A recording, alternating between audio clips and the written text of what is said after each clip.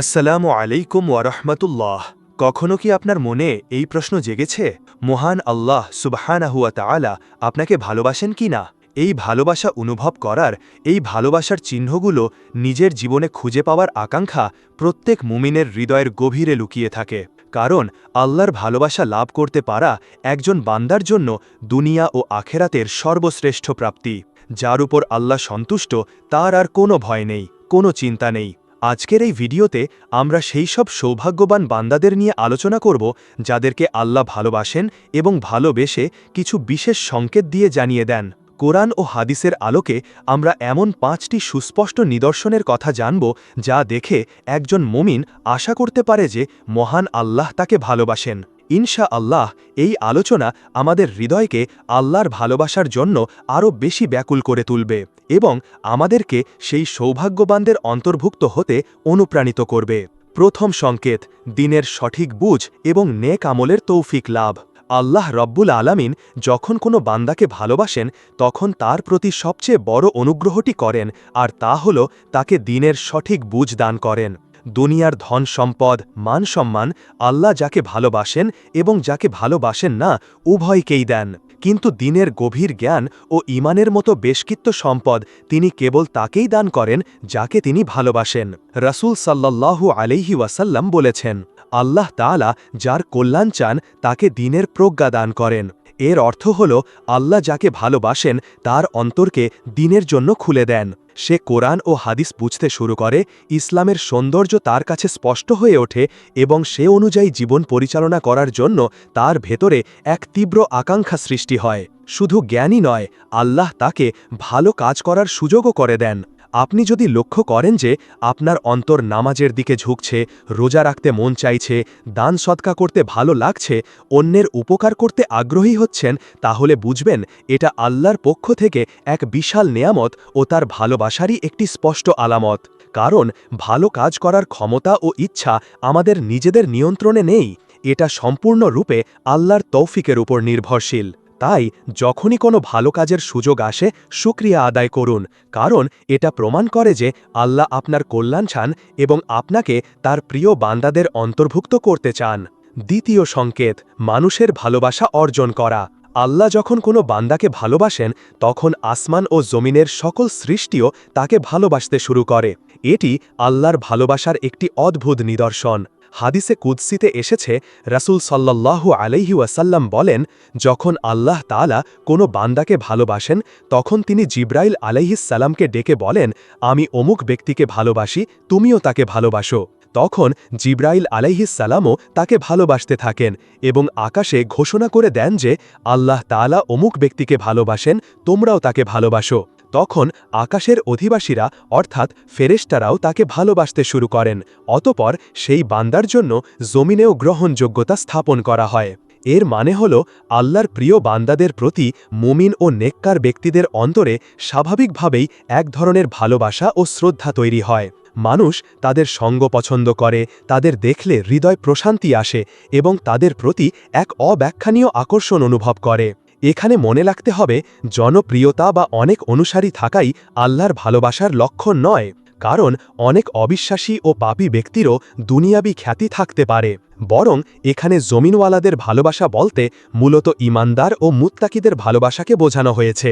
সুতরাং যদি আপনি দেখেন যে ভালো মানুষেরা আপনাকে ভালোবাসে, আপনার কল্যাণ কামনা করে এবং আপনার জন্য দোয়া করে, তাহলে এটি একটি শুভ লক্ষণ এবং আপনি আশা করতে পারেন যে আল্লাহ সুবহানাহু ওয়া তাআলা আপনার প্রতি সন্তুষ্ট ও আপনাকে ভালোবাসেন। তৃতীয় সংকেত, দুনিয়ার মোহ থেকে মুক্তি। আল্লাহ সুবহানাহু ওয়া তাআলা তার প্রিয় বান্দাদেরকে দুনিয়ার ক্ষণস্থায়ী চাকচিক্য ও মোহ থেকে রক্ষা করেন। এটা তার ভালোবাসার এক বিশেষ প্রকাশ। রাসূল সাল্লাল্লাহু আলাইহি ওয়াসাল্লাম বলেছেন, আল্লাহ তাআলা যখন কোনো বান্দাকে ভালোবাসেন তখন তাকে দুনিয়া থেকে এমনভাবে বাঁচিয়ে রাখেন যেমন তোমাদের কেউ তার অসুস্থ রোগীকে পানি থেকে বাঁচিয়ে রাখে। এর কারণ হল আল্লাহ জানেন যে দুনিয়ার প্রতি অতিরিক্ত ভালোবাসা, অর্থ সম্পদ ও ক্ষমতার লোভ মানুষকে আল্লাহর স্মরণ থেকে গাফেল করে দেয় এবং আখেরাতের প্রস্তুতিকে ভুলিয়ে রাখে। তাই তিনি তার প্রিয় বান্দাদের অন্তরকে দুনিয়ার আসক্তি থেকে পবিত্র রাখেন। এর মানে এই নয় যে আল্লাহর প্রিয় বান্দারা দরিদ্র হন বা দুনিয়াবি নেয়ামত থেকে বঞ্চিত হন, বরং এর অর্থ হল দুনিয়ার কোনো কিছুই তাদের অন্তরকে নিয়ন্ত্রণ করতে পারে না। তারা সম্পদ অর্জন করেন কিন্তু সম্পদের গোলাম হন না। তারা দুনিয়াতে থাকেন কিন্তু দুনিয়া তাদের ভেতরে থাকে না। অনেক সময় আমরা যা চাই তা না পাওয়ার মধ্যেই আমাদের জন্য কল্যাণ নিহিত থাকে। হয়তো আপনি কোনো পদ, খ্যাতি বা সম্পদ চেয়েছেন, কিন্তু আল্লাহ আপনাকে তা দেননি। এতে হতাশ হওয়ার কিছু নেই। হতে পারে এর মাধ্যমেই আল্লাহ আপনাকে বড় কোনো ফিতনা বা ক্ষতি থেকে রক্ষা করেছেন, কারণ তিনি জানেন কোনটা আপনার জন্য উত্তম। তাই দুনিয়ার মোহ থেকে অন্তর্মুক্ত থাকা আল্লাহর ভালোবাসার একটি গুরুত্বপূর্ণ চিহ্ন। চতুর্থ সংকেত, বিপদে ধৈর্য ধারণের তৌফিক। বিপদ আপদ ও পরীক্ষা আল্লাহর ভালোবাসার একটি অবিচ্ছেদ্য অংশ। শুনে অবাক লাগতে পারে, কিন্তু এটাই সত্য। আল্লাহ যাদেরকে ভালোবাসেন তাদেরকে তিনি বিভিন্ন বিপদ, কষ্ট, রোগ শোক ও দুঃখ দিয়ে পরীক্ষা করেন।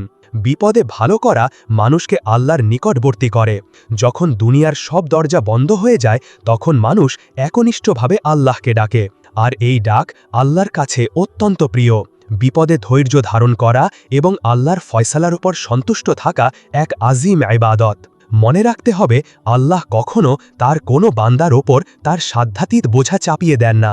তাই জীবনে যখন পরীক্ষা আসে তখন হতাশ না হয়ে সবর করুন এবং আল্লাহর কাছে সাহায্য প্রার্থনা করুন, কারণ এই বিপদই হতে পারে আপনার জন্য আল্লাহর ভালোবাসার নিদর্শন এবং পরকালে বিশাল পুরস্কারের মাধ্যম।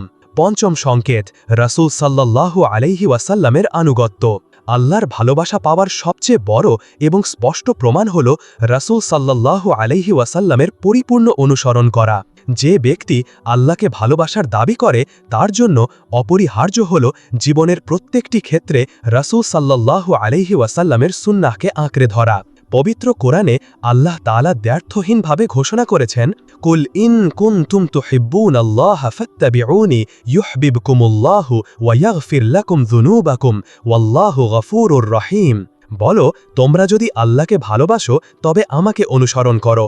আল্লাহ তোমাদেরকে ভালোবাসবেন এবং তোমাদের অপরাধ ক্ষমা করবেন। আল্লাহ অত্যন্ত ক্ষমাশীল, পরম দয়ালু। এই আয়াতটি আল্লাহর ভালোবাসা লাভের মাপকাঠি। যে যত বেশি রাসূল সাল্লাল্লাহু আলাইহি ওয়াসাল্লামের অনুসরণ করবে সে তত বেশি আল্লাহর ভালোবাসা অর্জন করতে পারবে।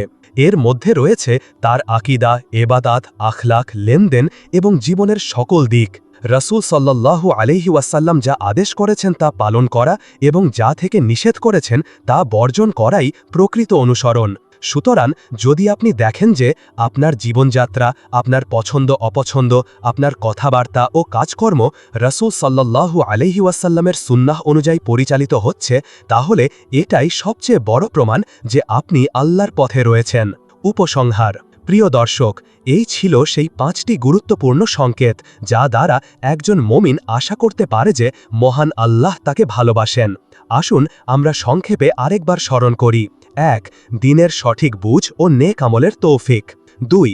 মুমিনদের অন্তরে ভালোবাসা লাভ। 3. দুনিয়ার মোহ থেকে মুক্তি। 4. বিপদে ধৈর্য ধারণের ক্ষমতা। এবং 5. রাসূল সাল্লাল্লাহু আলাইহি ওয়াসাল্লামের পরিপূর্ণ আনুগত্য। আসুন আমরা নিজেদের জীবনকে এই মানদণ্ডে বিচার করি। আমাদের মধ্যে এই চিহ্নগুলো কতটা বিদ্যমান? যদি থাকে তাহলে আল্লাহর শুকরিয়া আদায় করি, আর যদি ঘাটতি থাকে তাহলে হতাশ না হয়ে আল্লাহর কাছে দোয়া করি এবং চেষ্টা করি এই গুণগুলো অর্জন করার জন্য। রাসূল সাল্লাল্লাহু আলাইহি ওয়াসাল্লাম দোয়া করতেন, আল্লাহুম্মা ইন্নী আসআলুকা হুব্বাকা ওয়া হুব্বা মান ইউহিব্বুকা ওয়াল আমালা আল্লাযী ইউবাল্লিগুনি হুব্বাকা। হে আল্লাহ, আমি তোমার কাছে তোমার ভালোবাসা এবং যে তোমাকে ভালোবাসে তার ভালোবাসা প্রার্থনা করি এবং এমন আমল করার সামর্থ্য চাই যা তোমার ভালোবাসা পর্যন্ত পৌঁছে দেবে। আল্লাহ সুবহানাহু ওয়া তাআলা আমাদের সবাইকে তার খাঁটি ভালোবাসা নসিব করুন এবং আমাদেরকে তার প্রিয় বান্দাদের অন্তর্ভুক্ত করে নিন। আমিন। আজ এ পর্যন্তই। ভিডিওটি যদি আপনার হৃদয় ছুঁয়ে যায় তাহলে এটা শেয়ার করে আপনার প্রিয় মানুষদেরকে এই তথ্যটি জানিয়ে দিন, যেন তারাও এটি জানতে পারে। এরকম ইসলামিক তথ্যবহুল ভিডিও সবার আগে পেতে চ্যানেলটি সাবস্ক্রাইব করে পাশের বেল আইকনটি ক্লিক করে রাখুন।